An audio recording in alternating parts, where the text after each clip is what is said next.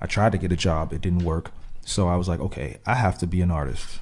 Even though I quit. I was like, I'm not doing this anymore.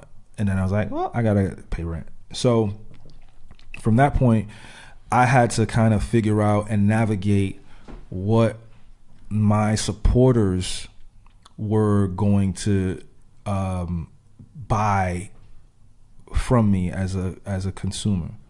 So I realized that they appreciate my lyrics, they appreciate my honesty, they appreciate merchandise, they appreciate seeing me. So I had to create this whole, I had to basically start all over again.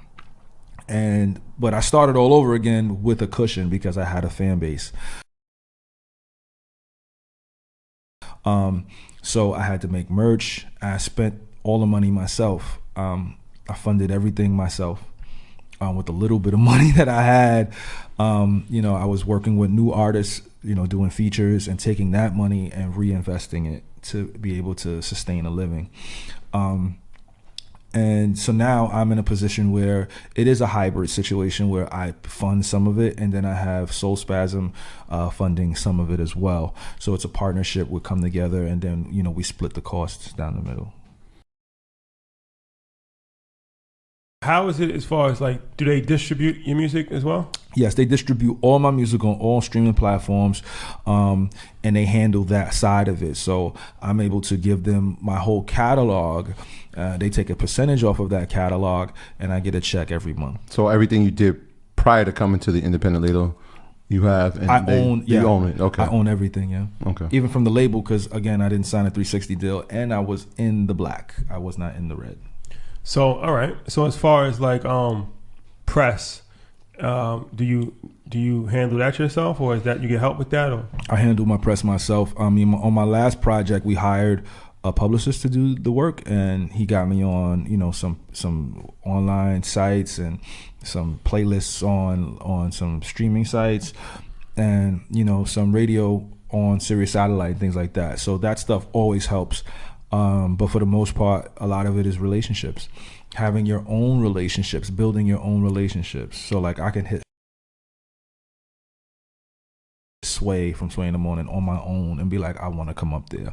Or just even how I'm up here. I hit Rashad myself and was like, yo, I want to come up here, Yeah. How about Tori? I know you mentioned you had a booking agent. Mm-hmm. Is that still true? Or do you handle that now yourself? Yeah, I handle all my booking now. I mean, I had an agent earlier this year, but it just didn't work out the way I wanted it to work out. And even previously I had agents before, but I have a baby on the way, I have a wife at home, so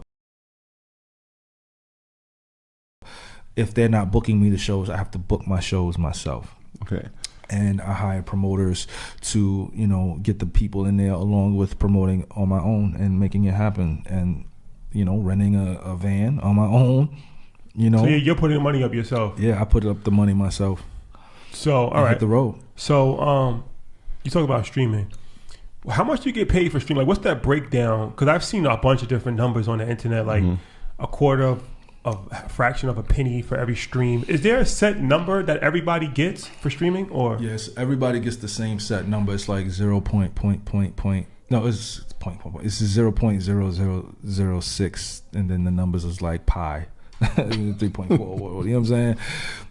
But it's basically 0.0006, and then you have to stream so much in order to see a decent check.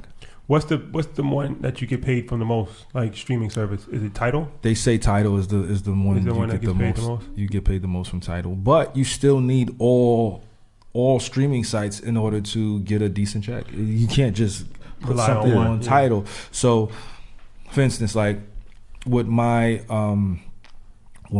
pay sheet comes in every month, it's not just Tidal. It's Tidal, it's Spotify, it's Pandora, it's Apple Music, it's iTunes when people purchase the music, which is always the best, because you keep 80% of the money. So if it's 99 cents, you keep 80 cents of that. Apple takes 20 cents. Oh, okay. So that's the best. And then YouTube as well, and Vimeo and TikTok now. TikTok is so big, yeah. Combine these 7 to 8 companies, and you should receive a decent check. Check. How do you make it to those curated playlists? Because now that you're saying, I'm thinking songs just pop in there. Like once I download a certain playlist, if a new artist comes in, do you have to pay for that? Or is there somebody at the streaming service that actually just says, "Oh, I like that song, we're putting that in there"? I mean, sometimes it's the labels that own the playlist. Sometimes if you're very cool with the people that run the playlist, you can get lucky.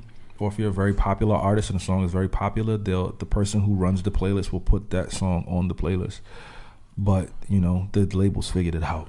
So they kind of have control of everything again. So, like, are your payments coordinated through, like, all 7 that come to you streamlined at one time? Yes. And that's from the label that puts it on? Yes. And then they cut the check. Then they take a percentage out of that. And then for putting, all right, so it's like CD Baby or something like that. Right.